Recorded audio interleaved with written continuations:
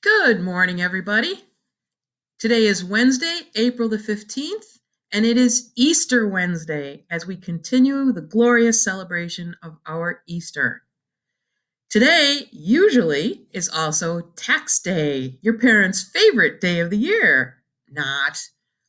But not this year. No tax day this year. It's going to be in July sometime. But I hope you enjoy your happy Easter Wednesday. So let's start our day off, as we always do, with the prayer and the pledge, led for us today by Nora S.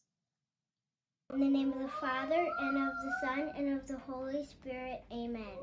All through this day, Lord, let me gently touch the lives of others through the power of the Holy Spirit, by the prayer I breathe, the words I speak, and the life I live, amen. Saint Therese of Lisieux, pray for us. In the name of the Father, and of the Son, and of the Holy Spirit, amen. I pledge allegiance to the flag of the United States of America and to the republic for which it stands, one nation, under God, indivisible, with liberty and justice for all. So we gotta go. Thank you, Nora, and a very happy Tax Day birthday to Kate C. I hope you have a great day today, Kate, and you were the best tax deduction your parents ever could have hoped for.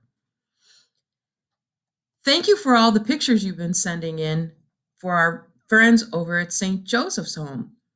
If you stop by school today between 12 and 1, you'll see a mailbox right at door 1. You can put your pictures in the mailbox, and then later today, Mrs. Montree is going to pick up all that mail and bring it over herself to the residents at St. Joseph's.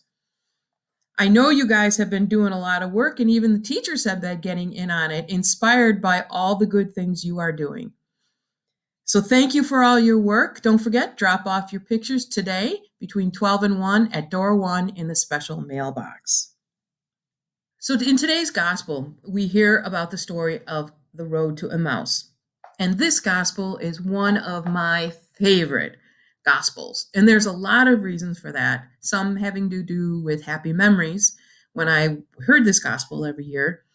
But a lot of it has to do with the characters that are involved in the gospel. And basically, there are 3 characters in this gospel. One is Jesus, and the other are 2 of his disciples, probably young guys, maybe like guys who were 17, 18 years old. And they had been disciples, and they had loved Jesus, and they had wanted to follow Jesus. But then he gets convicted and he gets crucified, and they're bummed out. They're like, oh man, we really thought that this was going to be it, and we were going to follow him, and we were going to change the world. And now he's dead, and now we just got to go back.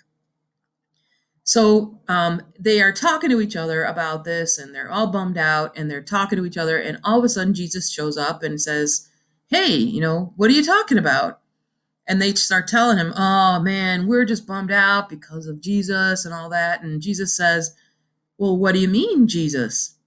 And so they look at him and they say, what do you mean? You don't know anything about Jesus? How do you not know anything about Jesus?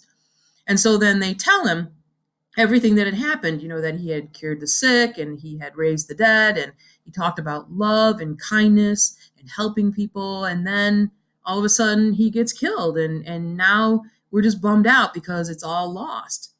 And then Jesus turns to them and said, well, doesn't Scripture say that this is going to happen? Doesn't Scripture say that he's going to die and rise again on the 3rd day?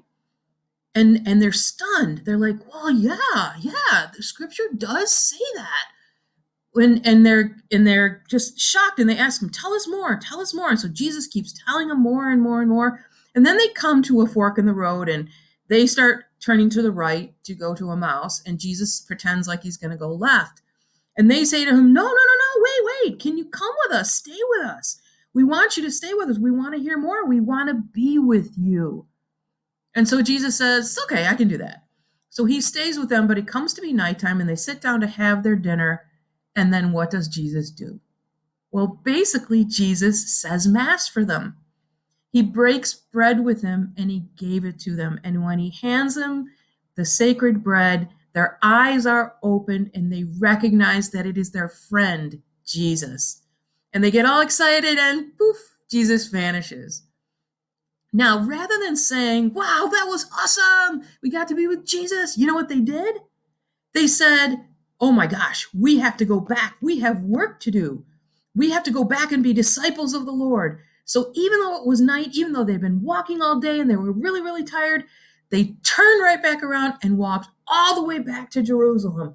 And they got back and they ran to where the apostles were and they said, guess what just happened? Jesus came. We got to continue. We've got to continue his work. We got to be good disciples of the Lord.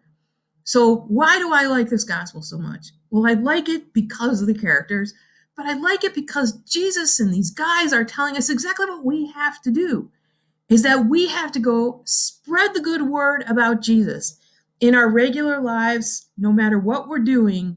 Just remember what Jesus told us and spread the good news of the Gospels. So there's today's Mass reading, one of Miss Keenley's absolute favorites. I hope you guys have a good day today. I'm looking forward to seeing all your projects come in and looking forward to the happiness that you are going to bring our friends over at St. Joseph. Have a good day Wednesday today. Don't tell your parents to pay their taxes because they don't have to today. But do good things, be good scholars, and enjoy another day of e-learning, although it's an easy day because remember it's Wellness Wednesday at St. Teresa.